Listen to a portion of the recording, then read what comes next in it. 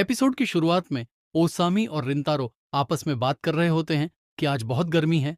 ओसामी रिंतारो से faculty room में चलकर एसी की हवा खाने को कहता है।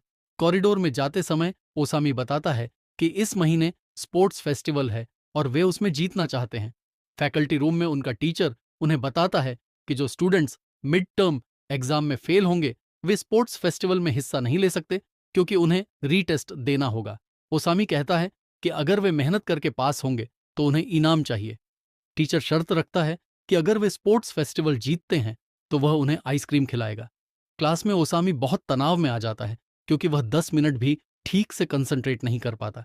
ओसामी साकू से पढ़ाई में मदद मांगता है, लेकिन साकू याद दिलाता है कि पिछली बार भी पढ़ाने के बावजूद वे फेल हो गए थे। दूसरी तरफ रिंतारो अयातो से मदद मांगता है, लेकिन अयातो कहता है कि उसे भी साकू की ही मदद लेनी पड़ेगी। ओसामी चिढ़कर कहता है कि वे दोनों अकेले ही पढ़ाई कर लेंगे। रिंतारो की मम्मी का मैसेज आता है कि वागोरी को अपनी दुकान पर इनवाइट करना चाहिए। थोड़ी देर बाद वागोरी का मैसेज आता है कि वह इस महीने पढ़ाई में बिजी है, इसलिए दुकान पर नहीं आ पाएगी। ओसामी रिंतारो को लाइब्रेरी ले जाता है, लेकिन वहां उससे एक भी सवाल हल नहीं होता।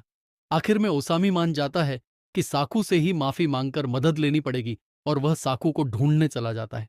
लाइब्रेरी में रिंतारो दो लड़कियों के लिए जगह बनाने के लिए खुद शांत रहकर वहां से उठ जाता है। सीढ़ियों से उतरते वक्त रिंतारो को वाघोरी का नाम सुनाई देता है। वह देखता है कि वाघोरी अपनी दोस्त के साथ बैठकर पढ़ाई और ड्राइंग कर रही है। रिंतारो को पता चलता है कि वाघोरी अपने स्कूल किक्यो की क्लास टॉपर है। बाहर बेंच पर लेटे हुए रिंतारो सोचता है कि किक्यो की सभी लड़कियां टॉपर हैं और वह खुद अपने स्कूल छिदोरी के बेवकूफ बच्चों में भी बॉटम पर आता है। तभी वागोरी वहां आ जाती है और दोनों आपस में बात करने लगते हैं।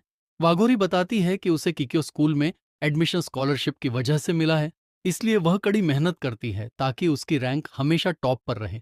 वह अपने खर्चे पूरे करने के लिए पार्ट टाइम जॉब भी करती है। रिंतारो वागोरी से गुजारिश करता है कि जब भी उसे समय मिले वह उसे मिड टर्म के लिए थोड़ा पढ़ा दे।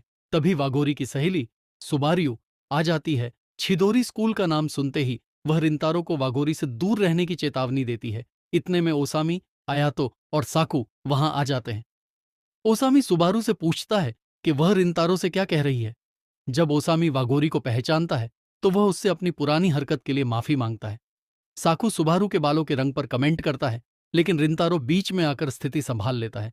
बाद में लाइब्रेरी में सुबारू वागोरी से पूछती है कि रिंतारो कैसा लड़का है। वागोरी शर्माते हुए बताती है कि वह बहुत काइंड इंसान है। रात में घर पर रिंतारो पढ़ाई करते हुए गलतियां कर रहा होता है, तभी उसे वागोरी का कॉल आता है। वागोरी सुबारू के कड़वे बर्ताव के लिए रिंतारो से माफी मांगती है।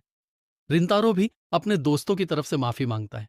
बातचीत के दौरान रिंतारो कहता है कि अगर वागोरी उससे एक नॉर्मल दोस्त की तरह बात करे तो उसे बहुत खुशी होगी। वागोरी मुस्कुराते हुए हाँ कह देती है।